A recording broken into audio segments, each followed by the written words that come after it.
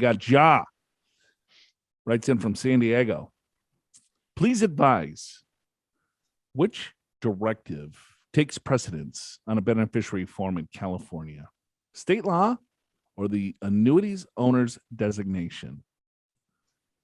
My spouse has an annuity that we both agreed should have our children as primary beneficiaries and I as contingent beneficiary. Since California is a community property state, does statute preclude our wishes from being enforceable? Question mark.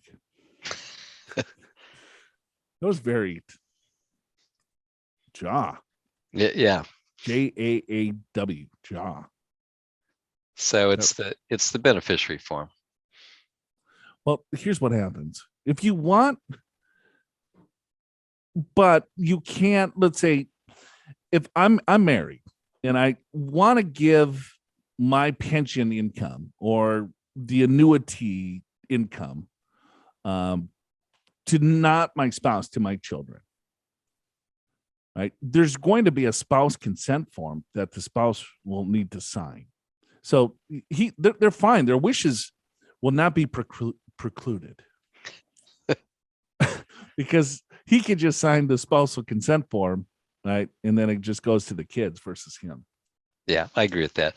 There is a consent form required, but it's the beneficiary form, so you can do what you want to do, as long as you fill out and sign the proper paperwork. Yeah, the beneficiary form will. That trumps virtually everything. Yep.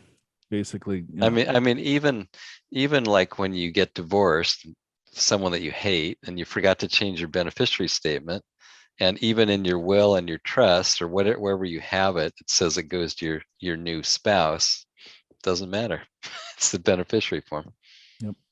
So always check your beneficiary forms. IRAs, 401ks. People think, all right, well, let me name the trust as the beneficiary now in my estate. That's probably the worst thing that people can do, given the new Secure Act, right?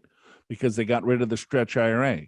And then a lot of times people name the trust as the beneficiary of their retirement account because, A, they want to control the money from when they're dead. They want to say, all right, well, Junior's not going to get the money until he's 30. And then he gets a little bit more at 35. He gets a little bit more at 40 or whatever, right? Well, that's a discretionary trust. You're trying to say, all right, well, it's not going to, you want to hold the money in trust and only distribute dollars out when you want the dollars to come out. And that is going to be controlled by the trust because you're no longer living. Well, with all of that money sitting in trust, it's going to get taxed at trust rates and you're going to get blown up. So, yeah, I guess the word to the wise for JAAW and anyone listening is check your beneficiary forms. And if you have a trust listed as your beneficiary, I would immediately change that and call a professional to help you. Are you prepared for retirement? Schedule a free financial assessment with an experienced financial professional right online at purefinancial.com.